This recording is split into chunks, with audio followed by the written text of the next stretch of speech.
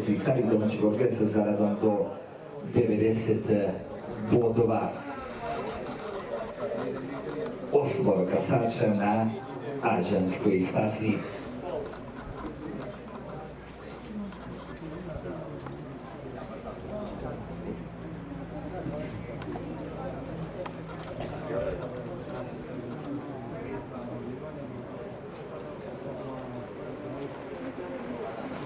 Start trke ko najbolje otvara čini to Strain Love sa Dejanom Petrovićem, druga pozicija za Indiru, a tamo spolja na trećem mjestu, sada već na drugom Epija Jive sa Branislavom Mukićem. Tu je Inkotep Sajan koji sada obilazi Indiru, izbija na treću poziciju. Inkotepa vozi Robert Seke, ali Inkotep prelazi u galop. Da li će ga opuzdati Seke? Indira se vraća na poziciju broj 3, prvo pozicija iznutra za Strain Lava i Dejana Petrovića, a na drugom mjestu spolja Branislav Mukić i Epija Jid.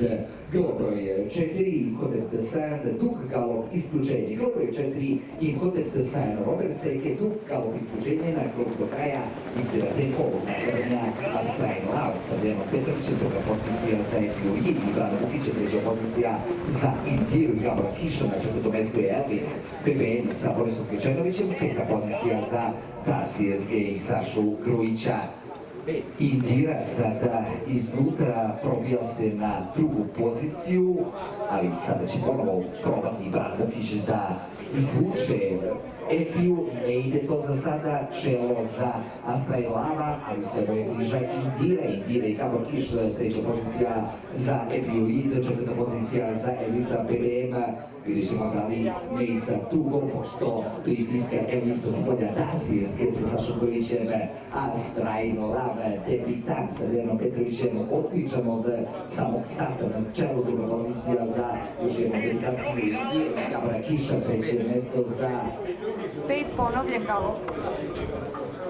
Epiju Jid, ali zbog drugog galopa biva Epija isključena, baš kao i u Valjici. Pratimo poslednje metre trke, dizajn Orosa, Strain Lava, okreće se gleda gdje su rivali Dejan Petrović, a oni su prenovo. Veliki aplauz za pobjednike trke, dizajn Orosa, a Strain Lava i Dejana Petrovića. Druga pozicija Indira i Gabor Kiš, treće mjesto Darcy SG i Saša Grujić, četvrta pozicija Elvis BBM, Boris Kličanović, tu je i Darius